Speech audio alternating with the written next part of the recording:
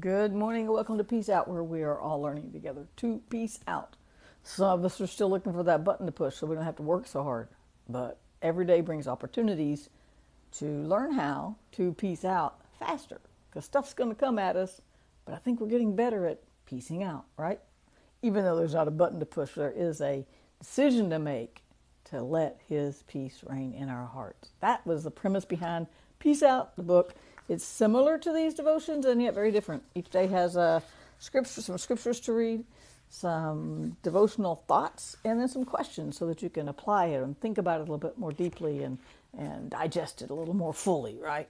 So grab a copy on Kindle or print or is on Amazon, and you can get an ebook on prepublications.com. So grab one of those and enjoy that little read actually August has 31 days, so if you order it now you should get it by August, and then you can use it because I try to do 31-day devotionals because that covers a month, right? I don't want to write longer ones. I like 31 days. So maybe I've got a couple of ideas that would be a 365 like all day all year, but maybe someday I'll put all of the devotionals into one big book. All I need is 12 of them. I've probably got 4 or 5, 6 already, right? Anyway, oh well, I digress. So we're still talking about prepositions this week.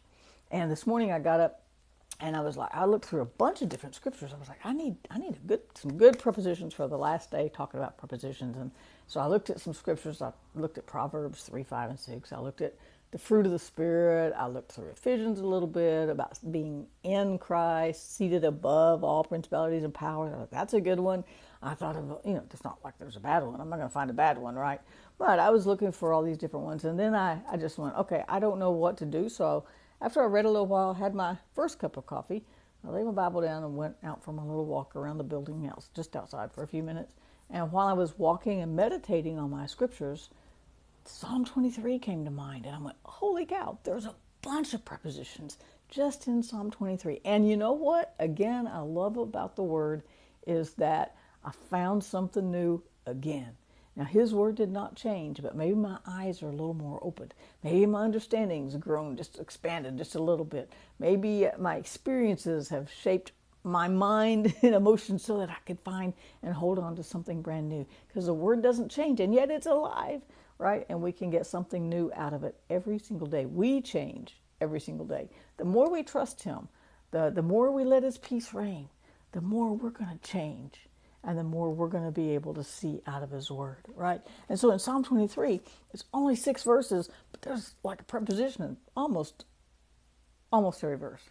Starts out with familiar. The Lord is my shepherd, I shall not want, right? I'm in the in the New King James this morning because it's large print, because I need new glasses. Anyway, so the Lord is my shepherd. That's the premise. This whole psalm comes back to this one thought, is that God is my shepherd. That means He's taking care of me. He's watching over me. He's protecting me. He's providing for me. There's a lot. Maybe I need to do a look at what the shepherd does for the sheep, but we're just talking practical here. They're going to feed them. They're going to make sure they have water. They're going to protect them. They're going to provide for them. They're going to lead them. So that's what God does. All of those things for us. And there's all these different psalms that talk about it. And David wouldn't understand that because he was a shepherd. And he's going, I get shepherd. I am a shepherd. I is one. Right? I am one. So I understand why. So he understood when he said, the Lord is my shepherd. I'm a shepherd over sheep. I know what I do for my sheep, but God is my shepherd. That's a powerful thought. But we're talking about prepositions this morning, right? Verse 2 says, He makes me lie down in green pastures. There is our first preposition. He takes us to those peaceful places. A green pasture is also a provisional statement because it meant I can eat, I can relax, I can chill out a little bit, right? God leads us into and lets us lie down in those refreshing places spiritually and in our soul, right? In the second verse, still in verse 2, he said, He leads me beside. There's another preposition, beside still waters. See, sheep won't drink if the water isn't still. They'll just watch it and go, I'm not getting close, because they probably wouldn't float. They got all that wool. Can you imagine that? It got wet, but it says He leads me beside still waters.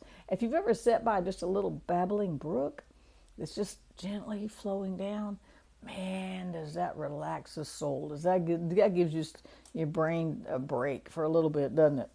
So then it goes on to, it says, he leads me beside the still waters. He restores my soul. He leads me in, there's our preposition again, in the paths of righteousness for his name's sake. He's going to lead us on righteous paths. Now, lead is a key word there because that means we got to follow, right? We got to follow too. He's leading us, but we got to follow him on those paths of righteousness. Now, he made us righteous, and it's not an off-on switch. He made us righteous, we're righteous, period. All we got to do is trust that and believe it, but then we got to follow him on those paths of righteousness and live up to that righteous standard. But we're righteous, even if we mess up. Boy, that's a big one. I'm going to open that one up, okay, because that would be a big theological discussion, which would be fun, but time-consuming. But we are righteous, but he leads us on those paths of righteousness, Yea, though I walk through, there's another preposition, through the valley of the shadow of death, I will fear no evil, for you are with me. I had to look that one up. I was like, with is a preposition, right? Siri says it is. But she called it preposition. I don't remember what she called it. She said it funny. But anyway, so, sorry. So we walk through the valley of the shadow of death, and he is with us. Your rod and your staff, they comfort me. You prepare a table before me. That's a preposition right there in front of us. Puts it right there. Puts us right there at his table. In, another preposition, the presence of my enemies. He doesn't wait till the battle's over. He makes the enemy sit there and watch him provide for you. Is that not a cool thought?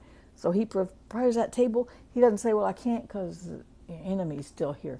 He just says, yeah, you know what? Let me just prepare for you, and let's just make the enemy watch me prepare for you right here in the middle of the fight, right here in the middle of the struggle, right here in the middle of life's deepest valleys and struggles.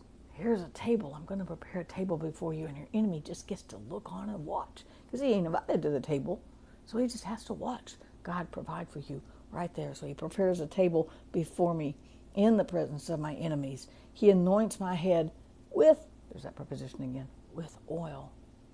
My cup runs over.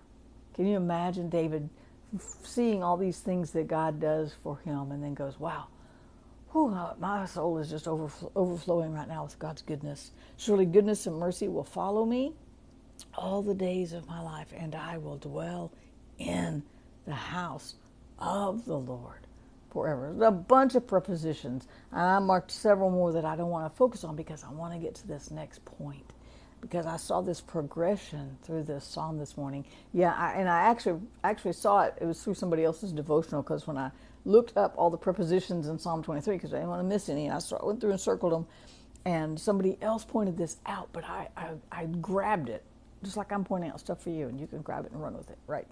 But it says, he brought us through the valley of the shadow of death. Through.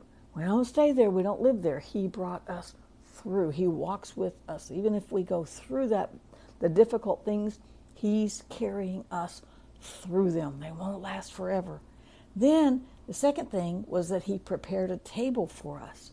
So we're going through a valley for him to prepare us a table. And then the last thing in the last phrase, and then we dwell in his house forever. So we go through the struggles only to find that his provision. We live at his table. But not only do we live at his table, we dwell in his house. We dwell with him forever. I thought that was an amazing progression there. So we're going through stuff just to see his provision, just so we can stay with him, just so we can live in that peace forever, because there's nothing but peace in his house, right? There ain't going to be nothing but peace in God's house. And we're going to dwell in his house forever in this life and beyond. So we're going through to the table in his house, and we're just going to stay there. We're going to camp out right there and go, I'm going to trust you for peace. I'm going to trust you for provision. I'm going to trust you for the table, and my enemy don't get to eat at it, and I'm going to trust that I can just live with you and stay in your peace from here on out. That's why I look at this and I go, I can peace out, because he's going with me through the trouble, through the struggles. He's going to provide for me. No matter what enemy is standing over there, they just get to watch. And then I just get to live with him. That's why I'm going to peace out today. Peace out, you guys. Have a great day. Have a great weekend. I'll see you bright and early Monday morning.